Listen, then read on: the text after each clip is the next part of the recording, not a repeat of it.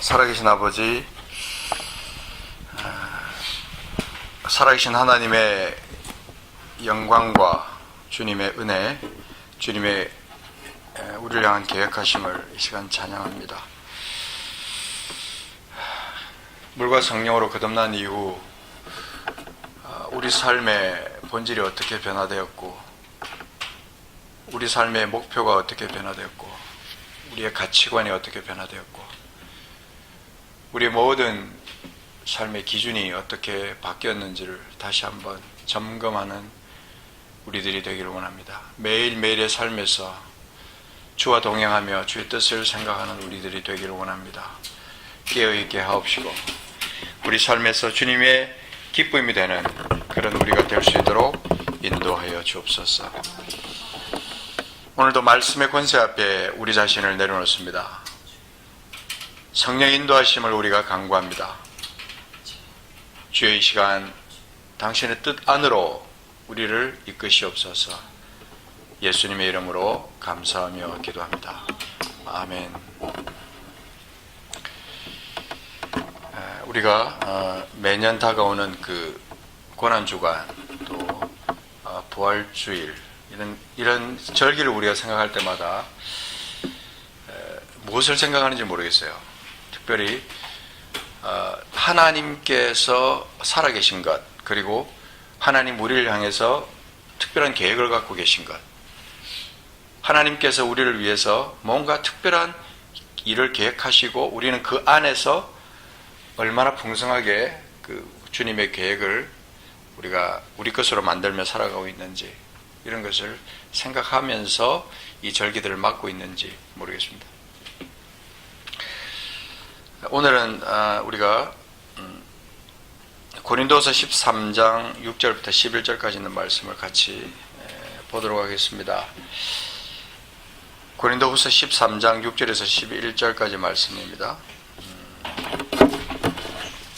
같이 찾아서 읽겠습니다.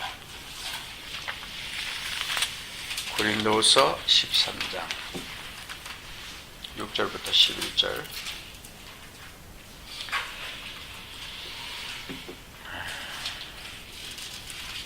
우리가 버림받은 자 되지 아니한 것을 너희가 알기를 내가 바라고, 우리가 하나님께서 너희로 악을 조금도 행하지 않게 하시기를 구하노니, 이는 우리가 옳은 자임을 나타내고자 함이 아니라 오직 우리는 버림받은 자 같을지라도 너희는 선을 행하게 하고자 함이라.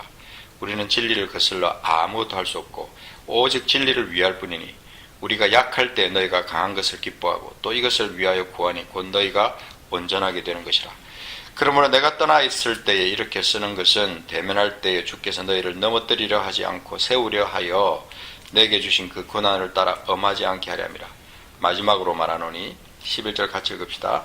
마지막으로 말하노니 형제들아 기뻐하라. 온전하게 되며 위로를 받으며 마음을 같이하며 평안할지어다.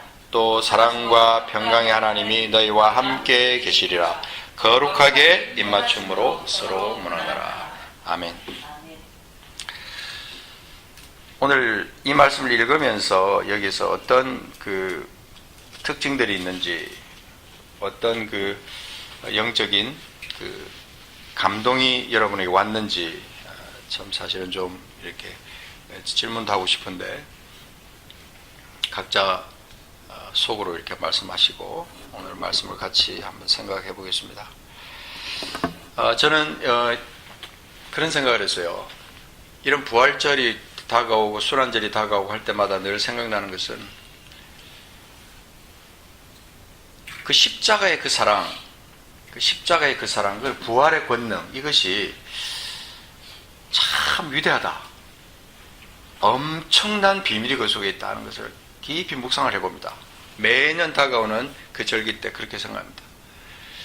특별히 또 거슬러 올라가서 천지 창조의 그 현장에서 하나님께서 무엇을 하셨는가, 이것들을 한번 생각을 해보는데, 하나님이 자기 형상, 자기의 모양대로, 자기 형상, 곧 하나님의 형상대로 사람을 창조하시되 남자와 여자를 창조하셨다. 특별히 남자와 여자를 창조하신 그 창조 속에 모든 우주가 다 다 포함되어 있고 이 세상의 모든 만물이 다 거기에 집중되어 있고 포함되어 있잖아요. 근데 거기에 하나님의 형상, 하나님의 어떤 그 자기 형상, 그것이 거기에 포함되어 있다는 거죠. 거기에서 우리가 무엇을 생각할 수 있냐면 하나님의 어떤 완벽한 설계를 생각할 수 있어요. 하나님의 완전한 계획. 얼마나 완벽한 설계였겠는가. 사람이 하나님이 창조하신 이 우주 만물을 생각할 때도 참 묘하다, 신묘막측하다 생각하지만 특별히 우리 하나님의 형상대로 창조하신 이 사람을 생각해 보면 정말 완벽한 설계다. 그렇게 생각할 때가 참 많아요. 어쩌면 이 지구상에 이 수많은 사람들이 있는데 색깔과 모양이 다 달라도 몸의 신체 구조는 다 똑같고, 동물과 다르게 사람이 가지고 있는 모든 어떤 정서와 어떤 그 지능과 이 모든 것들은 어쩜 그렇게 신비하게 하나님께서 만드셨을까? 만물의 영장으로 살아가기에 가장 적합한 구조로 하나님이 인간을 만드셨다. 세계 어디를 가도 기후에 맞는 과일과 생존 환경을 우리 인간을 위해서 만들어 주셨어요. 그리고 사람에게는 그 환경을 극복할 수 있는 지혜와 힘을 주셨다. 여러분들이 인터넷 들어가셔가지고 인체 신비 뭐 이렇게 검색을 해보시면 너무 놀라운 사실을 발견할 거예요. 한국말로 된 것만 찾아봐도 놀라워요. 그런데 영어로 된 것도 찾아보면 더 놀라운 것들이 많지만 그거를 수많은 사람들이 그걸 생각한다는 뜻이에요. 수많은 사람들이 인체의 신비, 하나님의 창조 질서에 대한 창조 세계에 대한 신비함을 많은 사람들이 감탄하고 또 그것을 송축하는 것을 볼 수 있다는 거죠. 신비 그 자체예요. 완벽함, 완전함의 어떤 그 샘플이라는 거죠. 그 중에 하나를 제가 여기 지금 인용을 해봤는데요. 거기 보면 워너 지트라는 사람이 쓴 글 중에 여러 가지 그 인체 신비에 대한 글 쓴 것 중에 이런 말이 있어요. 인체의 조절 센터는 뇌다. 뇌다. 이것은 우주에서 단연코 가장 복잡한 정보 관리 시스템이다. 우리는 우리의 몸을 형성하는 화학물질 이상이다. 우리는 하나님의 특별한 창조물이다. 인간은 하나님의 걸작품이다. 그분의 작품이며 창조에 꽂힌 것이다. 이렇게 표현했더라고요. 이걸 물론 이제 영어에서 한국말로 이제 번역한 거지만 이게 오래전에 1989년도에 그 사람이 쓴 글에서 나온 건데 지금도 변함없이 하나님의 창조 세계에 대해서 특별히 인체의 신비에 대해서 강조하는 사람은 많아요. 제가 이것을 왜 자꾸 이렇게 얘기하냐면 하나님 우리를 만드셨는데 특별한 목적을 갖고 만드셨는데 우리 그 목적에 맞는 그 삶을 우리가 얼마나 살고 있느냐 이걸 한번 생각해 봐야 돼요. 그리고 그대로 살지 않으면 어떤 부분에서 회개해야 될 것이 참 많습니다.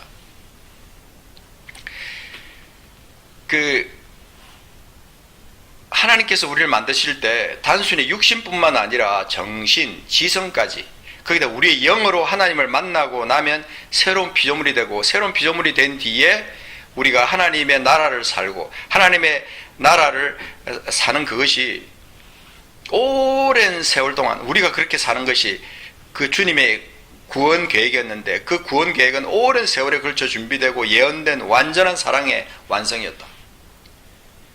완전한 사랑의 완성이었다. 주님의 부활의 역사로 말미암아 완성된 우리의 구원은 전혀 허점이 없는 완전한 것이었다. 제가 계속해서 지금 어떤 특정한 단어를 계속 얘기합니다. 그게 뭐냐면 완전한 거라는 거예요. 완전하다. 하나님의 계획이 완전한 것을 제가 어느 시점부터 묵상하기 시작했어요. 계속 묵상하다 보니까 참 놀랍고 신비하더라고요. 근데 그 완전함을 제가 완전함이라고 하는 것을 성경 말씀을 읽다가 그 속에서 적용하지 않고 그냥 단순하게 이렇게 생각 없이 지나갔던 그런 구절들이 참 많더라고요. 그 중에 예를 하나 들어보면 너희가 내 안에 거하고 내 말이 너희 안에 거하면 무엇이든 원하는 대로 거하라. 그리하면 이루리라. 그 말씀 속에 거기도 분명히 하나님의 완전한 계획이 거기 있어요. 완전함이 있어요. 너희가 내 안에 거하고 내 말이 너희 안에 거하면 무엇이든지 원하는 대로 구하라. 근데 거기에 중요한 단어가 하나, 바로 무엇이든지라는 단어예요. 그거는 완전함이에요. 하나도 빼놓지 않고 무엇이든지 너희가 내 안에고 내 말이 너희가 내 안에 거하고 내 말이 너희 안에 거하기만 하면 무엇이든지 구하라 그러는 거예요. 거기는 완전함의 의미가 포함되어 있는 거예요. 그런데 우리는 생각할 때 그 말씀을 보면서도 아이 그래도 내가 이건 하나님이 내가 구해봐야 안 들어주시겠지. 이상하게 우리 속에는 어떤 불신의, 하나님을 향한 불신의 어떤 어떤 뇌 구조가 이렇게, 뇌 활동이 작동하는 것 같다. 그런 생각이 드는 거예요. 그거 말고도 굉장히 여러 분야에서 우리는 하나님의 완전한 우리를 향한 설계에 대한 것을 지나치고 있는 것이 참 많아요. 주님의 구원은 오랜 세월에 걸쳐서 준비되고 예언된 완전한 사랑의 완성이었다고 할 때 우리의 구원은 전혀 허점이 없는 완전한 구원이다. 이것에 대해서 여러분 확신하십니까? 굉장히 중요합니다. 내가 지금 얻은 구원, 예수 그리스도를 통해서 얻은 이 구원이 완전한 거냐, 확실한 거냐, 이 부분에 대한 믿음이 우리에게 중요하다는 겁니다. 우리 주님의 구원은 적당히 이루어진 게 아니에요. 99%만 이루어진 게 아니라고요. 99.999%만 이루어진 게 아니고 100% 완벽하게 이루어진 완전한 구원이에요. 아멘이십니까? 이게 중요한 겁니다. 확실한 거예요. 만약에 그렇지 않다면, 주님의 구원이 그렇게 완전한 것이 아니라면 우리 구원에 문제가 있는 거예요. 지금 어딘가 펑크가 하나 있는 거예요. 그게 아니라는 겁니다. 자, 여기에 우리가 중요한 포인트를 두고 우리가 한번 말씀을 찾아보겠습니다. 하나님은 완전한 분이지만 우리에겐 어느 하나의 딜레마가 있어요. 자, 이 말은 뭐냐면 하나님은 완전한 분이시다. 그러나 우리는 완전할 수 없다. 자, 이게 우리에게 지금 딜레마입니다. 모든 사람들이 다 여기에 걸려 넘어지고 있어요. 하나님은 완전한 분인데 우리는 완전할 수 없다. 그러니까 우리는 완전하게 살 수 없는 존재다. 이렇게 우리 스스로 생각하는 거예요. 여러분, 우리가 지금 하나님을 잘못 믿고 있다고 생각하지 않으십니까? 성경에 완전한 사람으로 묘사된 사람이 딱 둘 있어요. 누굽니까? 노아. 창세기 6장 9절에 나오는 노아. 하나는 누구예요? 욥이에요. 욥기 1장 1절에 보면 하나님께서 완전함이라는 단어를 거기서 쓰고 있어요. 노아가 완전한 사람이었습니까? 욥이 완전한 사람이었습니까? 성경을 우리가 봐도 알지 않습니까? 늘 넘어지고 불평하고 원망하고 실수하고 또 불완전한 우리들의 모습을 그대로 담고 있어요. 그런데 왜 그 사람들을 완전한 사람으로 표현했을까? 하나님은 그만큼 우리에게 완전함에 대한 소원이 있는 거예요.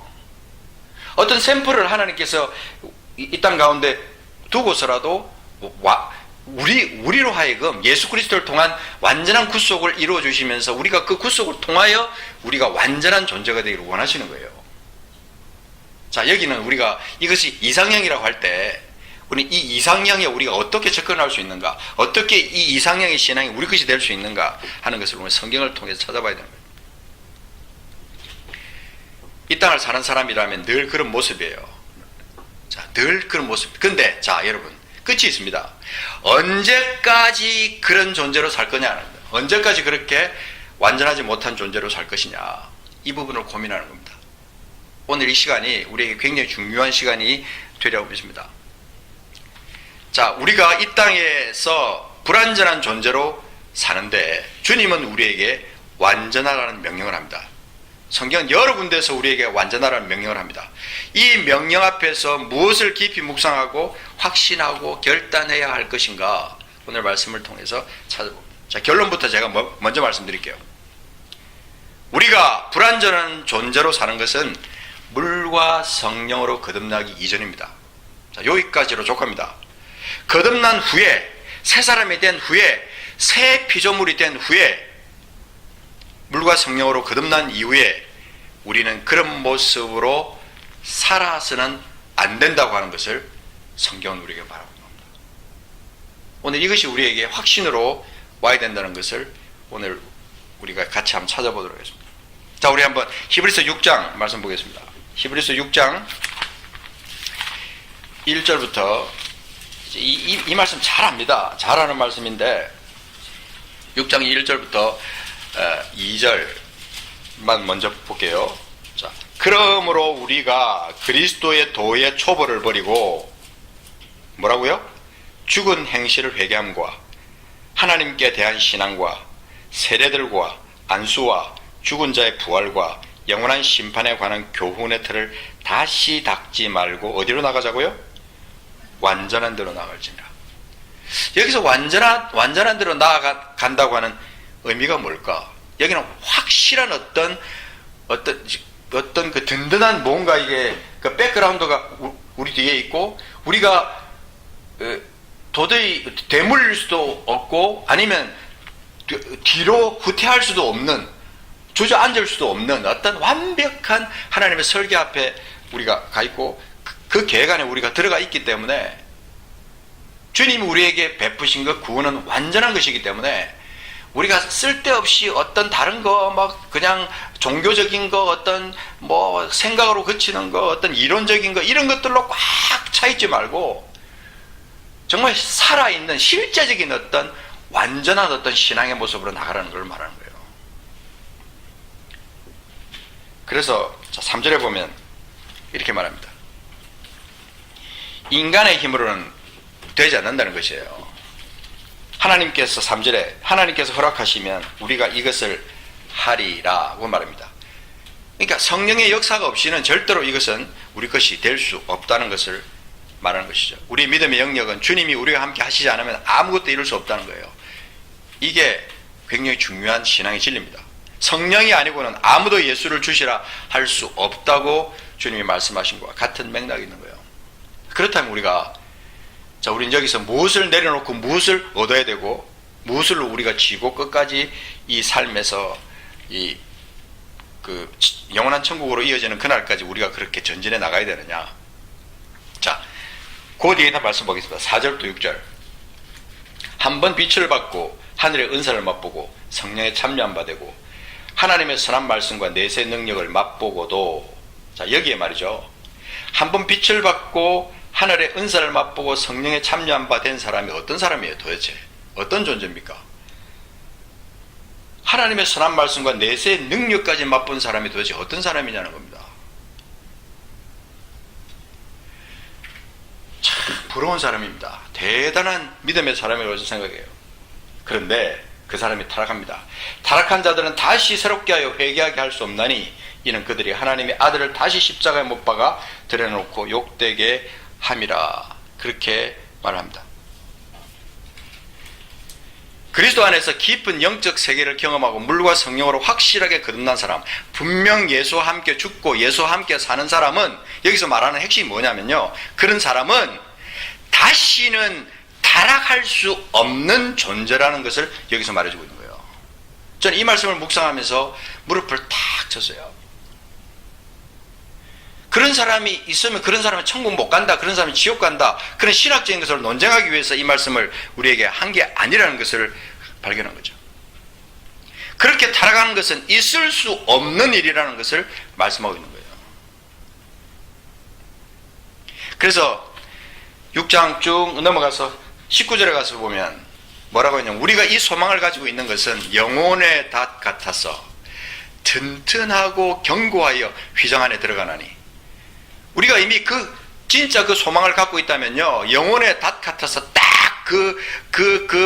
흔들리지 않고 떠내려가지 않는 닷, 배가 더 이상 떠내려가지 못하게 만드는 그 영혼의 닷 같아서 튼튼하고 견고하여 우리는 그 힘으로, 그 믿음으로 어디로 가냐면 휘장 안으로 들어간다는 거죠. 그래서 20절에 보면, 그리로 앞서가신 예수께서 멜기세덱의 반차를 따라 영원히 대제사장이 되어 우리를 위하여 들어가셨다. 그 예수 그리스도의 뒤를 따라서 우리가 들어가면서 우리는 견고한 믿음 위에 확실하게 영혼의 밭 같은 그런 어떤 믿음이 꽉 박혀서 흔들리지 않는 믿음으로 나갈 수 있다는 걸 말하는 거예요. 이건 뭘 말하냐면 완벽한 완전한 신앙을 말해주는 거예요. 우리 주변에 보면 아슬아슬하고 위태위태하고 흔들흔들한 아주 간당간당하게 이렇게 붙어있는 신앙 같은 그런 신앙을 많이 보잖아요. 저도 그랬고 많은 우리의 주변의 믿음의 사람들이 그런 모습으로 신앙생활을 한다고 살아가고 있어요. 사실은 그것은 주님 안에 제대로 붙어있는 신앙이 아닙니다. 완벽한 예수 그리스도의 그 어떤 그 구원의 설계, 십자가에서 완전히 죽으시고 물과 피를 다 쏟으시고 완전히 십자가에서 죽으시고 다시 살아나신 예수 그리스도, 그분을 믿는 자가 어떻게 그렇게 살 수 있냐. 여러분 9장 9절 넘어가서 보겠습니다. 9장 9절, 여기서 우리는 완전함의 어떤 진리를 여기서 묵상하면서 찾아내셔야 돼요. 자, 9장 9절에 가서 보겠습니다.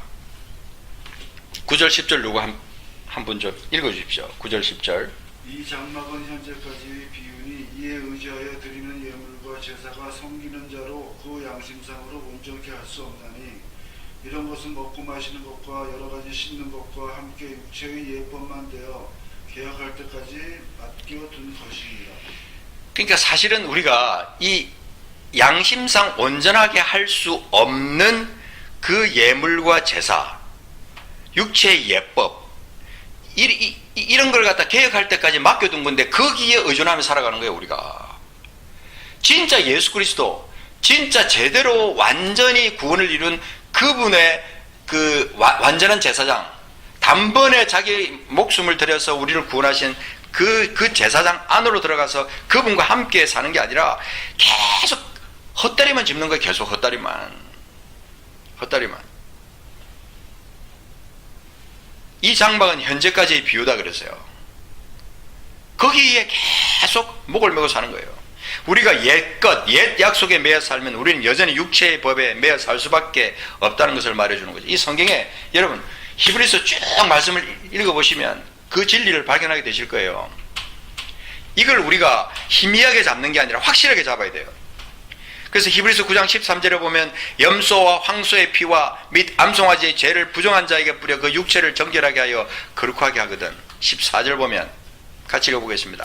하물며 영원하신 성령으로 말미암아 흠없는 자기를 하나님께 드린 그리스도의 피가 어찌 너희 양심을 죽은 행실에서 깨끗하게 하고 살아계신 하나님을 섬기게 하지 못하겠느냐. 이 말은 뭘 말하냐면 너희를 어떻게 하나님 앞에 완전한 자로 세우실 수 없겠느냐라고 말하는 거예요. 그분의 그 피가 어떻게 우리를 완전한 자로 세우실 수 없겠느냐. 황소의 피와 및 암송아지의 죄를 죄를 부정한 자에게 뿌려서 그 육체를 정결하게까지 하는데 그것을 거룩하게 한다는데 어떻게 예수 그리스도의 피, 그리스도의 피, 흠없는 자기를 하나님께 드린 그리스도의 피, 그것이 어찌 너희 양심을 죽은 행실에서 깨끗하게 하지 못하겠느냐. 어떻게 살아계신 하나님을 섬기게 하지 못하겠느냐. 이 엉터리 같은 자들아, 너희가 가지고 있는 그 신앙이 도대체 뭐냐는 거예요. 15절에 보면 더 확실하게 말해주고 있습니다. 이로 말미암아 그는 새 언약의 중보자이시니 이는 첫 언약 때에 범한 죄에서 속량하려고 죽으사 부르심을 입은 자로 하여금, 그게 중요합니다. 부르심을 입은 자로 하여금 영원한 기업의 약속을 얻게 하려 하십니다. 이 말은 뭘 말하냐면, 다시 바꿔서 말하면 쇠하지 않는 영원한 기업을 이 땅에서부터 얻고 사는 사람이 되게 하려 하십니다. 우리가 이 땅에서 죄 많은 세상에 산다고 해서요, 우리는 예수를 믿는다는 간판은 갖고 있지만 엉터리. 진짜 예수 그리스도의 피가 우리 양심을 죽은 행실에서 깨끗하게 할 수 있다는 그 믿음이 우리에게 없다는 거예요. 그래서 영원한 기업의 약속을 우리가 아직까지 얻지 못하고 있을 수 있어요. 그래서 흔들리는 거예요. 왔다 갔다 하는 거예요. 막 그냥 정신없이 위태위태하게 사는 거예요. 그러다가 또 넘어지고 그러면서 핑계하는 거죠. 하나님, 저는 인간입니다. 여러분, 예수를 믿는 순간 우리는 사망에서 생명으로 옮겨진 존재입니다. 믿습니까? 사망에서 생명으로 옮겨진 존재입니다. 그렇기 때문에 그 말은 뭐냐면 이미 우리는 천국을 사는 사람이라 이 말입니다. 우리가 지금 살고 있는 곳은 천국입니다. 찬송은 그렇게 하지 않습니까? 우리가 이 땅에 사는 것은 천국이라고. 예수를 믿는 순간 우리는 천국을 살고 있다. 이미 벌써 그 수많은 찬송의 그 작사자들이 그렇게 노래했어요. 자, 우리가 그 골로새서에 넘어가서 말씀을 보겠습니다. 골로새서 1장 22절. 이런 진리가 사실은 굉장히 심오하기 때문에 굉장히 깊어요. 그래서 또 묵상하고 또 묵상하고 또 암송할 수 있으면 암송하고, 그래서 마음판에 새기는 거죠. 골로새서 1장 22절 23절. 자, 제가 읽겠습니다. 이제는 그의 육체의 죽음으로 말미암아 화목하게 하사. 자, 여기 계속해서 육체의 죽음이 나옵니다. 육체의 죽음으로 말미암아 화목하게 하사 너희를 어떻게 해요? 거룩하고 흠없고 책망할 것이 없는 자로 그 앞에 세우고자 하셨으니. 우리를 그냥 적당하게 세우고자 하심이 아니라 이 말입니다. 너희를 거룩하고 흠없고 책망할 것이 없는 자로 그 앞에 세우고자 하셨으니. 만일 너희가 믿음에 거하고 터 위에 굳게 서서 너희 들은 바 복음의 소망에서 흔들리지 아니하면 어떻게 된다고요? 거룩하고 흠없고 책망할 것이 없는 자가 된다, 그런 뜻이에요. 이 복음은 천하 만민에게 전파된 바요 나 바울은 이 복음의 일꾼이 되었노라. 신비하지 않습니까? 복음에서 깊숙이 파고 들어가 보면요, 완전함의 진리가 그 속에 확실하게 담겨 있는 것을 찾아낼 수 있어요. 우리의 믿음은 완전한 겁니다. 우리의 구원은 완전한 겁니다. 우리가 얻은 천국도 완전한 거지만 이 땅을 살아가면서 우리가 이 땅 가운데 완전한 자로 살아갈 수 있다는 것을 확실하게 말해주고 있는 거예요.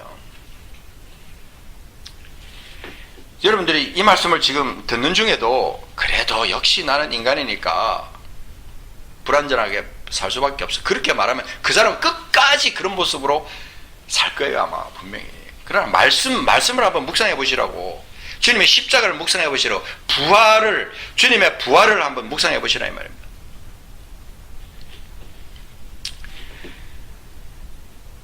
오늘 이 골로새서 1장 22절 23절의 말씀의 핵심이 뭡니까? 예수 그리스도의 죽음으로 하나님과 화목하게 되고 우리를 그 하나님 앞에서 흠없고 책망할 것이 없는 자로 그 앞에 세우고자 하셨다. 우리가 물과 성령으로 거듭난 후 복음의 소망에 굳게 서서 그분 뜻 안에서 산다면 어떻게 해요? 그리 하리라, 그렇게 된다 이 말입니다. 그 말은 나는 완전한 자가 될 수 있다, 나는 완전한 자가 되어야 한다라고 하는 것을 선포하고 있는 거예요. 우리가 잘 아는 대로 성령의 역사 없이는 아무도 주님 앞에 죄를 이기고 당당히 설 수 없어요. 이건 분명한 사실입니다. 완전한 모습으로 설 수 없어요. 그러나 우리가 완전해질 수 있는 부분이 있습니다. 주님은 우리가 완전해질 수 없는데도 완전해지라고 명령하지 않습니다. 왜 그러냐면 이미 주님이 완전함을 이루셨고 주님의 뒤를 따라가고 그분을 믿는 믿음이 우리에게 있으면 분명히 그 말씀대로 우리는 완전해질 수 있다는 것을 주님은 알고 계시기에 완전하라고 말씀하시는 거예요. 하나님은 어떤 경우에도 우리가 틀림없이 완전해질 것을 요구하십니다. 완전이라는 것은 결과만 좋은 것이 아니라 과정도 좋은 것이야 하며 하나님이 만족하시는 것을 말하는 겁니다. 즉 다시 말하면 하나님의 완전한 구원 계획을 우리를 통해서 이루시는 거예요. 자, 여러분, 여기서 내 신앙과 한번 접목시켜 보는 거죠. 그리고 이제 조금 더 나아가서 성경에서 말해주는 완전을 요구하는 두 경우를 한번 찾아보겠습니다. 자, 신명기에 있는 말씀 보겠습니다. 신명기 18장 6절. 신명기 18장 6절입니다. 조금 길지만 이건 쭉 읽어봐야 됩니다. 그래야 주님께서 우리에게 말씀하신 그 뜻을 우리가 알 수가 있어요. 신명기 18장 6절에서 13절까지입니다. 쭉 제가 한번 읽겠습니다. 보십시오. 같이 보겠습니다. 쭉 작은 소리로 한번 쭉 따라서 같이 읽겠습니다.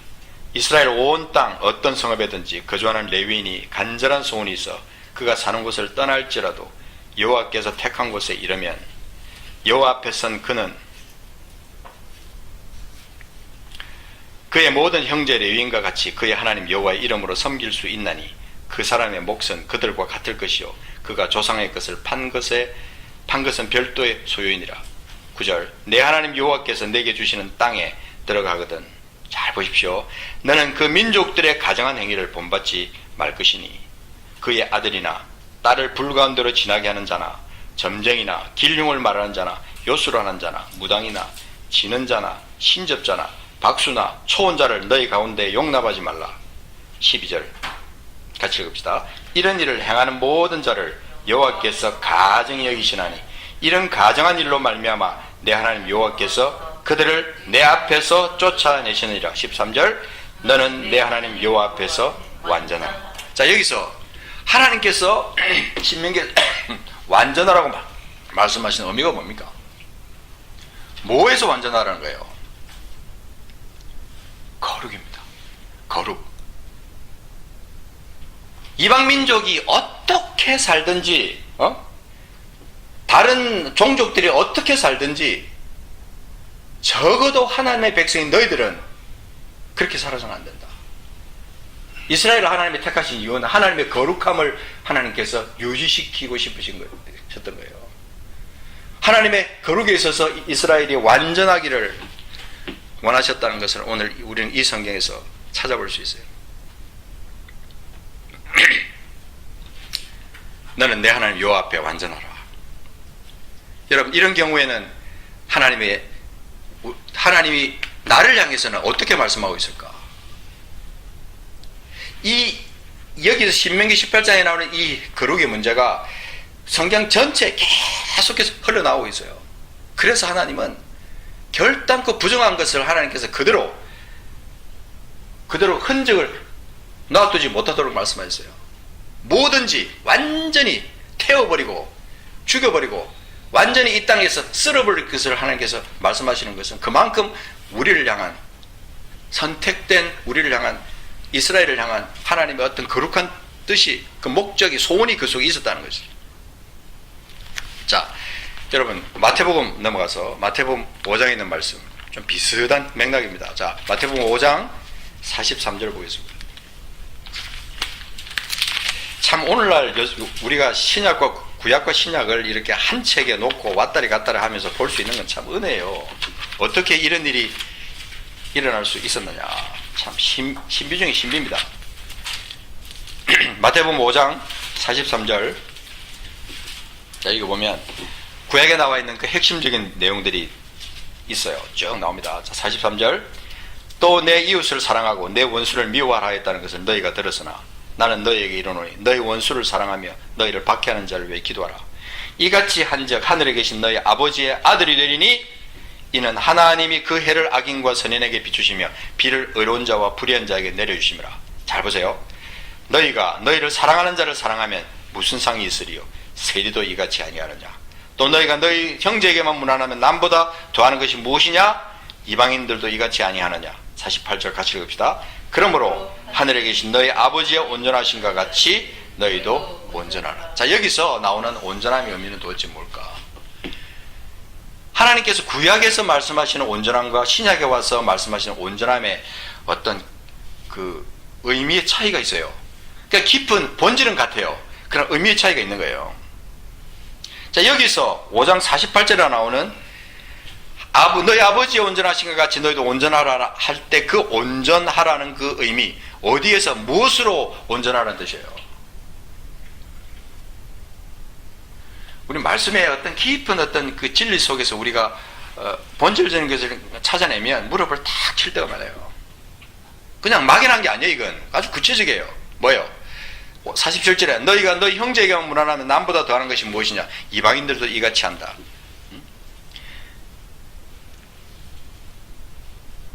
너희를 사랑하는 자를 사랑하면 무슨 상이 있으려? 세리도 이같이 한다. 그러면 너희는 도대체 어떻게 하라는, 주님께서 뭘 하라는 거예요?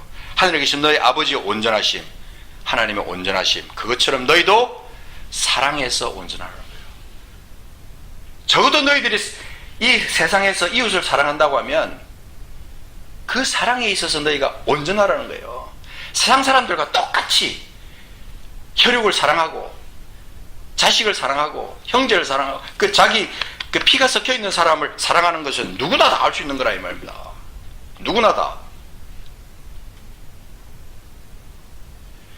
근데 적어도 우리가 하나님의 그 사랑 안에서 예수 그리스도의 피로 말미암아 구속함을 받은 사람이라면 적어도 믿지 않는 사람들과 다른 사랑의 모습을 갖는 거죠. 자, 우리가 그 본론으로 오늘 읽었던 본문 고린도후서 13장 6절에 있는 말씀을 잠깐 보면 참 여기에 기가 막힌 말씀이 있어요. 이 말씀을 제가 여러 번 읽으면서 참 묘하다 하는 생각을 했어요. 신묘막측하다. 고린도서 13장 6절 보면요, 자 여기 결론을 딱 말하고 있어요. 우리가 버림받은 자 되지 아니한 것을 너희가 알기를 내가 바란다. 우리는 어떤 존재냐? 버림받지 않았다. 우리는 하나님의 자녀다. 우리는 하나님의 손안에 있는 자야. 하나님의 어떤 특별한 은혜 안에 우리가 있는 자라는 것을 말하고 있다가 13장 7절에 가서 보면 우리가 하나님께서 너희로 악을 조금도 행하지 않게 하기를 구한다. 그렇게 말합니다. 그렇지만 우리는 버림받은 자가 될지라도 너희는 선을 행하게 하고자 하는 것이다. 13장 8절 보면 더 기가 막힌 말씀이 있습니다. 우리는 진리를 거슬러 아무것도 할 수 없고 진리를 거슬러 아무것도 할 수 없다. 그리고 13장 9절에 보면 곧 너희가 온전하게 되는 것이라. 여러분 여기에서 우리가 성도와의 관계에서나 이웃과의 관계 속에서 우리가 온전하게 되는 것의 어떤 깊은 의미가 뭐냐면요, 사랑의 완성이에요. 사랑의 완성. 13장 11절에 행동 지침을 말해주는 거죠. 온전한 사랑을 가진 사람의 행동 지침. 온전하게 되며 위로를 받으며 마음을 같이하며 평안할지어다. 사랑과 평강의 하나님 너희와 함께 계시리라. 거룩하게 입맞춤으로 서로 문안하라. 차원이 높은 깊은 사랑의 세계를 우리에게 말해주고 있습니다. 요한일서 4장 9절 12절에 보면 이런 말씀이 있습니다. 하나님의 사랑이 우리에게 이렇게 나타난 바 되었으니 하나님이 자기의 독생자를 세상에 보내시면 그로 말미암아 우리를 살리려 하심이라. 사랑은 여기 있으니 우리가 하나님을 사랑한 것이 아니요 하나님이 우리를 사랑하사 우리 죄를 속하기 위하여 화목 제물로 그 아들을 보내셨다. 4장 11절에 보면 이렇게 말합니다. 그냥 들으십시오. 사랑하는 자들아, 하나님이 이같이 우리를 사랑하셨은즉 우리도 서로 사랑하는 것이 마땅하도다. 자, 여기 보면요, 하나님이 이같이 우리를 사랑하셨은즉 우리도 서로 사랑하는 것이 마땅하다. 하나님의 사랑이 완벽하다면 우리도 그 사랑을 따라서 우리가 행하는 거죠. 4장 12절 어느 때나 하나님을 본 사람이 없어되 만일 우리가 서로 사랑하면 하나님이 우리 안에 거하시고 그의 사랑이 우리 안에 온전히 이루어지느니라. 참 신비해요. 우리가 형제를 사랑하지 않고 이웃을 사랑하지 않는다라고 한다면 하나님의 사랑이 우리 속에 없는 거예요. 우리는 하나님을 본 사람이 없지만 우리가 서로 사랑하면 하나님 우리 안에 거하시기 때문에 우리가 그 사랑을 보면서 체험하면서 사는 거예요. 그래서 그 사랑이 우리 안에서 온전히 이루어지는 거예요. 그러니까 이 완전함의 어떤 본질은 사랑이라는 것을 우리는 여기서 알 수 있지 않습니까? 어떻게 보면 쉬워요. 어떻게 보면 그냥 막연하지 않잖아요. 아주 분명하고 클리어하잖아요. 근데 우리는 그대로 살아가지 못하는 것을 많이 보는 거죠. 우리가 이 땅에 살고 있기 때문에 완전할 수 없어. 그러면서 계속 자기만 생각하면서 이기적으로 살아가는 사람이 너무나 많아요. 내 자식, 내 가족, 내 거 그러면서 그 사랑의 실체가 뭔지도 모르고 평생 예수 믿는다는 간판은 가지고 있으면서 그렇게 삽니다. 여러분, 그리스도 안에서 완전한 자가 되는 길은 뭘까? 오늘 이 말씀의 맥락으로 그 골로새서 아까 찾았던 골로새서에 있는 말씀 3장 12절 14절 다시 한번 보겠습니다. 좀 말씀을 왔다리 갔다리 찾아서 죄송합니다. 자, 같이 한번 3장에 있는 말씀을 보겠습니다. 3장 12절 14절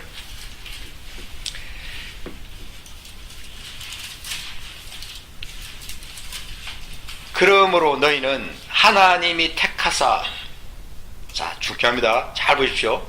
너희는 하나님이 택하사 거룩하고 사랑받는 자처럼. 참 이 말이 너무 기가 막히지 않습니까? 하나님이 택하사 거룩하고 사랑받는 자처럼 그런 자다. 너희는 그런 걸 알아라 이 말이에요. 자처럼 이러니까 그냥 뭐 조금 막연하지만 너희는 그런 존재야 이 말이에요. 그러니까 긍휼과 자비와 겸손과 온유와 오래 참음을 옷 입고 서로 누구에게 불만이 있거든 서로 용납하여 피차 용서하되 주께서 너희를 용서하신 것 같이, 주께서 너희를 용서하신 같이, 주께서 너희를 용서하신 같이 너희도 그리하고, 그렇게 말하는 거예요. 이 모든 것 위에 뭐를 더하라? 사랑을 더하라. 이는 온전하게 매는 띠니라고 확실하게 설명하고 있는 거예요. 이 말은 긍휼과 자비와 온유와 오래 참음, 용납과 용서 위에 사랑을 더하여서 그것을 어떻게 하라는 거예요? 완전케 하라는 거예요. 완전케 하라는 거예요. 못을 박으라는 거예요. 확실하게 못을 박아버리는 거예요. 요한 1서에 기록된 완전한 자의 모습. 여러분, 요한 1서는 제가 참 무척 좋아하는 그런 말씀인데, 완전하기 위해서 우리는 어떻게 해야 됩니까? 백일기도를 해야 됩니까? 예배에 빠지지 않아야 됩니까? 주일학교를 위해 섬겨야 됩니까? 성경을 하루도 빼놓지 않고 묵상해야 됩니까? 무엇이 필요합니까? 온전한 11조를 드려야 됩니까? 충성스러운 교회 봉사를 해야 됩니까? 목회자를 잘 섬겨야 됩니까?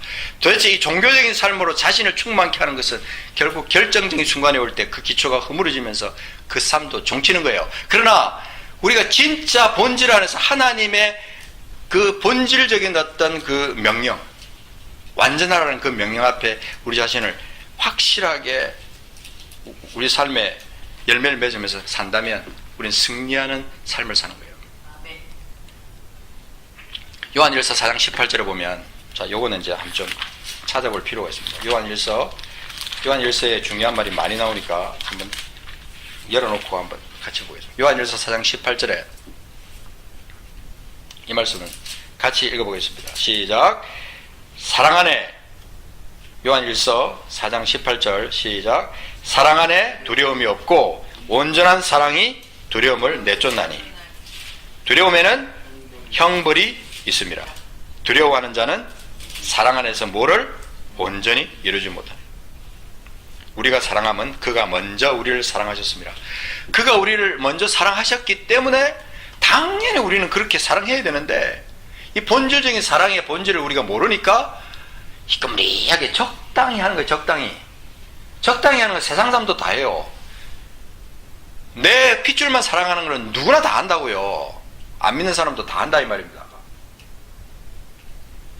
오늘날 교회가, 성도들이 이 본질을 모르기 때문에 이 세상 지구촌에 있는 이 어려운 이 문제들을 이 수많은 교회가 있으면서도 해결을 못하는 거예요. 왜 그럴까? 고민하다가 주님께서 이 말씀을 내게 보여주면서 참 저는 회개를 많이 했어요. 두려움은 완전하지 못한 상태잖아요. 두려움은 미래에 대한 불확실이나 불신에서 오는 현상이에요. 그러나 온전한 사랑, 그 두려움을 내줬습니다. 이것이 진리입니다. 여기서 우리에게 너무나 중요한 것이 하나 있는데, 바로 그 주님의 십자가의 사랑, 자기 목숨을 주신 그 십자가의 사랑, 그 사랑을 묵상하는 거예요.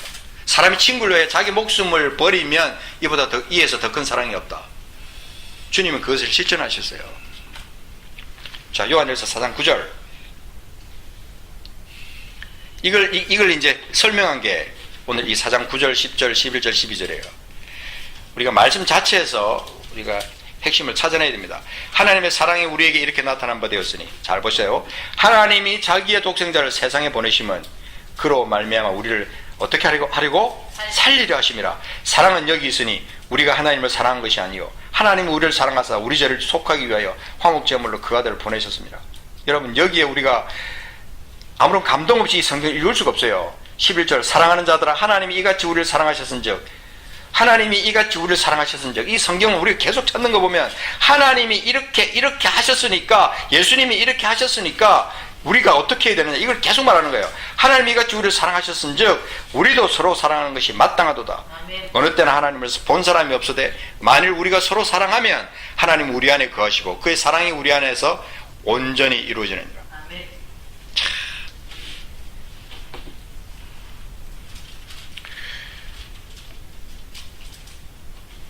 여러분, 우리 삶에서, 신앙생활에서 담대한 거 있잖아요. 담대한 거. 그 담대함이, 어떻게 하면 담대함이 이루어질 수 있습니까? 산기도로 가면, 금식기도를 많이 하면, 성경을 많이 암송하면 우리 속에 담대함이 생깁니까? 그거 중요합니다. 다 성경 암송하고 금식도 하고 산기도도 하고 뭐든지 우리 하나님 앞에 간절히 부르짖고 하는 것 다 중요합니다. 사람들 앞에서 담대한 것은요, 우리가 가진 것이 많을 때, 세상적인 힘이 있을 때 사람들 앞에서 가능할 수 있어요. 그러나 하나님 앞에서 우리가 담대함을 어떻게 갖겠어요? 그래서 요한 1서에 3장 21절에 보면, 성경 본문이 많으니까 정신을 차리고 보셔야 돼요. 자, 3장 21절. 사랑하는 자들아, 만일 우리 마음이 우리를 어떻게 할 게 없으면, 책망할 것이 없으면 하나님 앞에서 담대함을 얻는다. 뭐에 대한 책망함이에요? 여기서 계속해서 말하는 게요, 사랑이에요. 18절에 자녀들아, 우리가 말과 혀로만 사랑하지 말고 행함과 진실함으로 하자. 이로써 우리가 진리에 속한 줄 알고 또 우리 마음을 주 앞에서 굳세게 하리니. 그러니까 사랑이 없으면 사실은 우리가 뭔가 빈껍데기예요. 빈껍데기.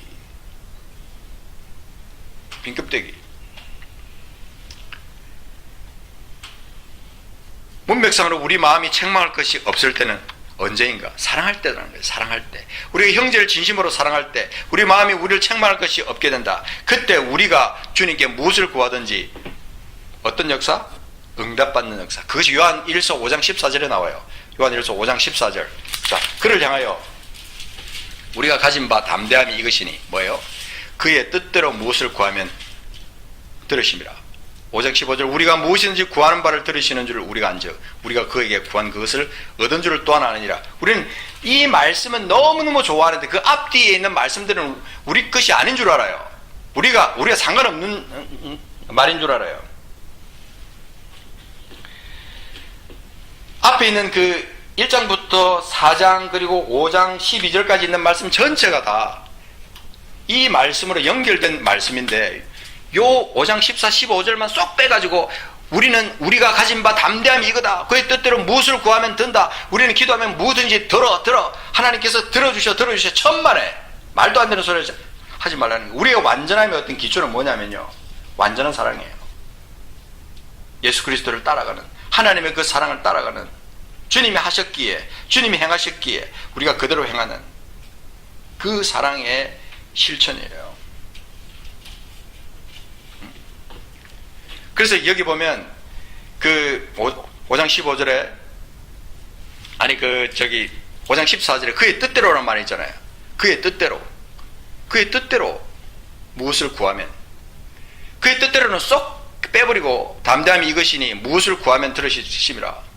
무엇인지 구하면 된다고 했다. 그의 뜻이 뭔데요?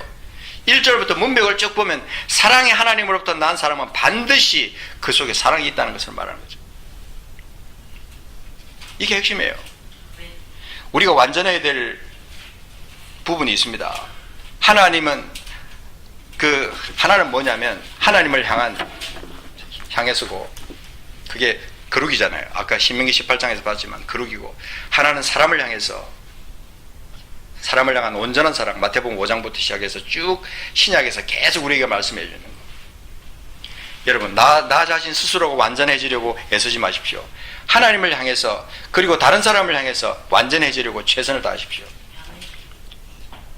나를 향한 완전함의 정점은 영원한 생명 안에서 자유를 누리는 거예요. 그러나 다른 사람을 향한 것은 사랑의 완성이에요. 사랑은 모든 것을 덮고 모든 문제를 해결하는 겁니다. 이 땅에서 이혼이 일어나고 불신이 일어나고 질투가 일어나고 살인, 미움, 이 모든 인간적인 것들의 열매는 완전한 사랑이 그 안에 없기 때문에 일어나는 거예요.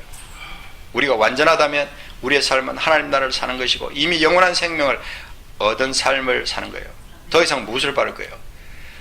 여러분, 제 시간이 좀 같지만 한 가지를 여러분에게 말씀드리고 싶은 거예요. 완전함의 퍼센테이지는 100%예요. 100%. 99.9999999%라고 할지라도 0.0000001%가 부족한 거예요. 그래서 그 100% 살균이라는 말을 쓰면은 그 제품에서 이 소독하는 거에 100% 살균이라는 말을 쓰면 그게 위법이래요, 위법. 이 세상은 그래요, 이 세상은. 100% 올게닉은 불법이라고 말합니다. 인간 세상에는 완전함이라는 없다는 뜻이에요. 99.99% 살균? 웃기는 얘기예요, 사실. 그러나 하나님의 나라는 그게 아니라는 거예요. 제가 한 가지 간증하고 마칠게요. 제가 한국에서 저 포도나무 교회에서 말씀을 전하기 위해서 이제 기도를 하고 있었어요. 기도를 하고 있는데 하나님께서 제게 무엇을 보여주었냐면, 이 마름모가 있어요, 마름모. 이렇게, 마름모는 아시잖아요. 이렇게 사각형인데 찌그러진 게 그 마름모예요. 근데 마름모가 있는데 누군가 이걸 갖다 이 찌그러져 있는 마름모의 형상의 거를 갖다가 누가 와서 이걸 펴는 거예요. 쭉 이렇게 쭉 펴는 거예요.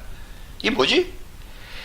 이건 제가 어떤 그 눈으로 본 게 아니라 제가 어떤 기도를 하고 있는데 하나님께서 내 어떤 영적 감흥 속에 이것이 주어지는, 이건 내 영적인 직감으로 이건 주님이다. 근데 그 찌그러진 마름모를 쭉 바로 세우면서 정사각형 모습으로 딱 만드시면서 정육면체 모습으로 딱 만드는 거예요. 그러면서 거기에 팔을 딱 꺾고 하나님의 나라 이거야. 제가 거기에 정신이 번쩍 났어요. 하나님의 나라, 이게 하나님의 나라다. 이게 마름모를 정사각형으로 세워 붙들고 계신 주님의 모습을 본 거예요. 하나님의 나라는 정사각형의 성질을 가진 나라다. 그게 영적으로 확 느껴지는데, 오, 이거다.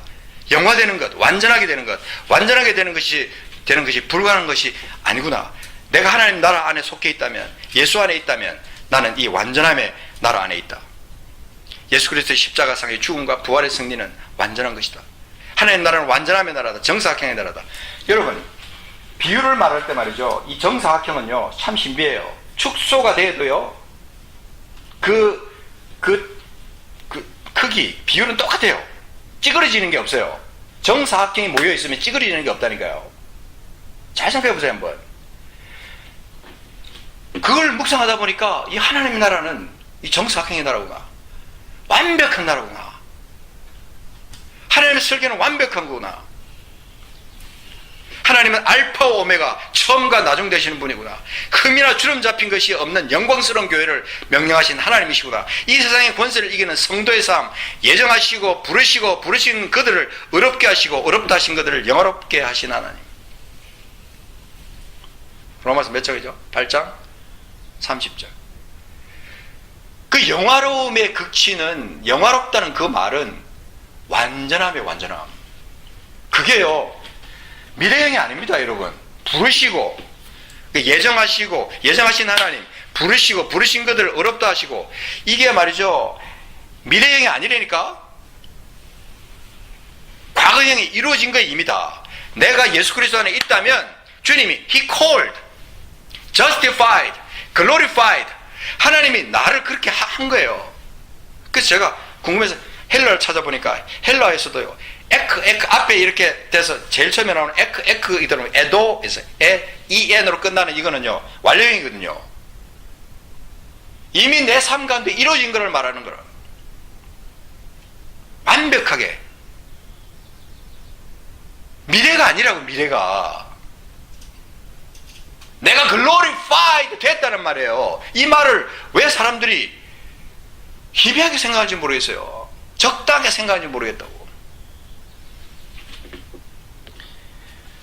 예수를 믿으면서 완벽한 하나님의 세계 안에 있으면서 묘한성의 작품으로 스스로를 생각합니다. 이건 비극이에요. 하나님은 그걸 원치 않으십니다. 사실은 주님은 우리를 완성형으로 만드신 거예요. 십자가의 죽으심과 다시 사심의 역사로 우리를 완전케 만드신 거예요. 하나님이 예수를 죽은 자 가운데 살리셨을 때, 여러분 사도행전 3장 13절 15절 말씀해 보면, 그를 죽은 자 가운데 살리실 때 그 종 예수를 영화롭게 했다. 그럴 때 똑같은 그 로마서 8장 30절에 우리에게 말해주고 있는 그 영화롭게 한 거와 똑같은 헬라 단어를 썼어요.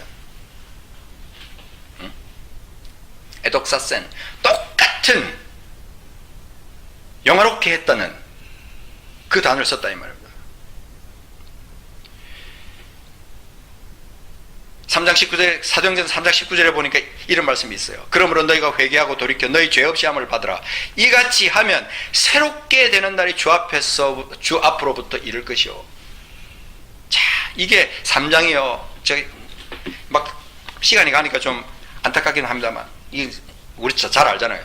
베드로와 요한이 날 때부터 걷지 못하던 사람을 일으킨 것은 주님의 죽으심과 부활의 역사를 완전함의 신앙으로 연결했기에 일어난 일입니다. 어떻게 날 때부터 안전병이 된 자를 일으킬 생각을 했어요? 주님의 그 완벽한 어떤 그 구조, 그것을 그는 믿음으로 가진 거예요. 그걸 신앙으로 연결했다는 거예요. 우리는 완전함의 역사를 믿는 믿음이 없다면 결코 주님 안에서 정사각형의 나라를 경험할 수 없어요. 완전함을 한 번도 평생 동안 살면서 한 번도 제대로 된 신앙 생활을 해보지 못하고 살아갈 때가 있어요.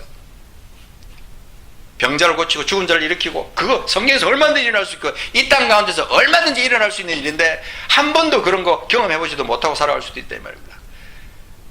죄로부터 완전한 승리, 그 완벽한 하나님 설계했는데 그 한 번도 경험하지 못하고 계속 평생을 죄에다가 매여가지고 질질질질 끌려다니는 사람, 그런 사람 수없이 많이 볼 수 있다 이 말입니다. 6절에 그 사도행전 3장 6절에 나사렛 예수 그리스도의 이름으로 일어나 걸어라 하는 명령이 베드로 입에서 어떻게 나올 수 있었어요? 우리 삶에서 그 명령이 어떻게 나올 수 있겠습니까?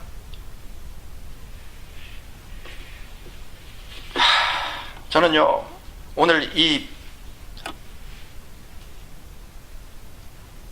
하나님께서 내게 주신 말씀이 너무 많아요. 근데 여러분, 끝으로 로마서 6장 4절에 있는 말씀 한번 보겠습니다. 로마서 6장 4절에 있는 말씀.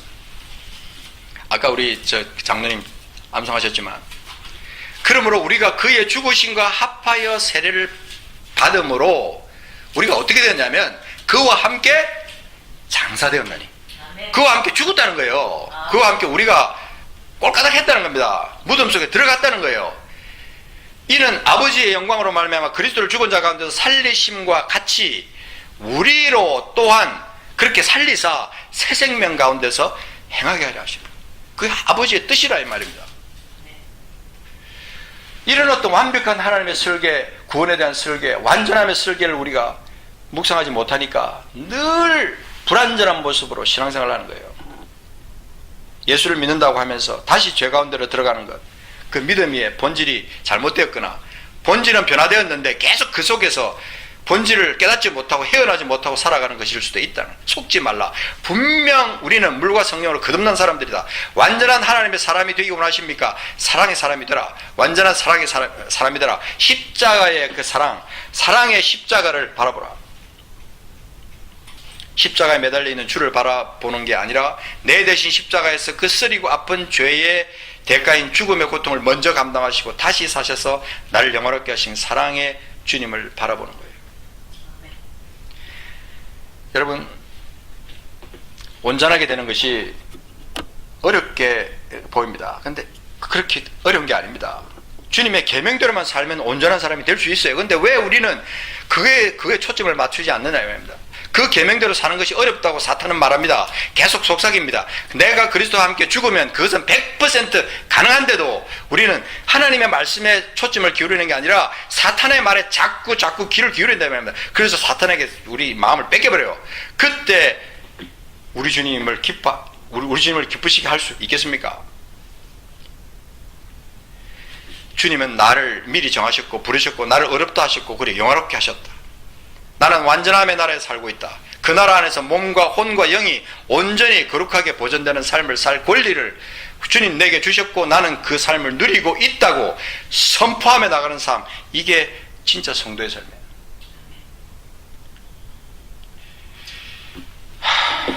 이 땅을 사는 사람이라면 늘 넘어지고 깨지는 거 당연합니다. 당연히 그렇게 살아요. 그러나 언제까지 그럴 거냐 이 말입니다. 다시 말하지만 하나님의 자녀가 되기 전까지예요. 하나님의 자녀가 된 후에 물과 성령으로 거듭나고 나면 그 이후에는 새 사람이 된 후에는 새 피조물이 된 후에는 우리는 그런 모습으로 다시는 살아서는 안 된다는 것을 말하는 거예요. 오늘도 성령이 나를 지키고 계시고 말할 수 없는 탄식으로 아버지께 나를 위해 간구하시는 그 그 기도, 간구, 그것이 여러분 느껴지지 않습니까? 보혜사 성령님의 함께 하심을 여러분 느끼지 않으십니까? 주님이 내게 계속 말씀하십니다. 내가 온전하니 너희도 온전하라. 그 온전함의 어떤 본질을 여러분들이 이번 한 주간 동안 좀 묵상해 보시면 좋겠어요. 도대체 나는 왜 그렇게 그 온전하신 주님, 온전한 하나님의 나라에 내가 속해 있으면서 왜 내가 그렇게 비실거리면서 온전하지 못한 모습으로 계속 살아가느냐? 하나님 내가 완전하라고 명령하시는데 왜 나는 그렇게 살지 못했을까? 나 자신을 돌아보는 거죠. 그리고 회개할 것도 회개해야 돼요. 주님을 불신하고 계속 하나님의 나라 편에 속한 게 아니라 사탄의 어떤 속삭임에 계속 마음을 뺏겨서 그렇게 허접하게 살아간 삶을 주님 앞에 회개해야 되는 거죠. 우리 같이 한번 기도하겠습니다. 하나님 아버지, 오늘 이 시간 우리가 살아계신 하나님의 뜻을 우리가 다시 한번 묵상해 보기를 원합니다. 끊임없이 계속해서 우리에게 말씀하시는 완전함의 그 진리, 그 완전하신 하나님, 완전하신 하나님의 그 어떤 설계 안에 우리가 분명히 지금 들어와 있는데, 예수 그리스도를 통하여 주님의 그 구속을 통하여 우리가 그 안에 들어와 있는데 왜 우리가 하나님 완전하지 못합니까? 우리 자신을 돌아보게 하옵소서. 이 시간 주님 앞에 그렇게 살지 못했던 것을 회개합니다. 용서하여 주시옵소서. 주님을 찬양하며 우리를 완전케 하신, 그리고 완전하라고 명령하시며 완전한 길로 인도하시는 우리 주 예수 그리스도의 이름으로 감사하며 기도합니다. 아멘.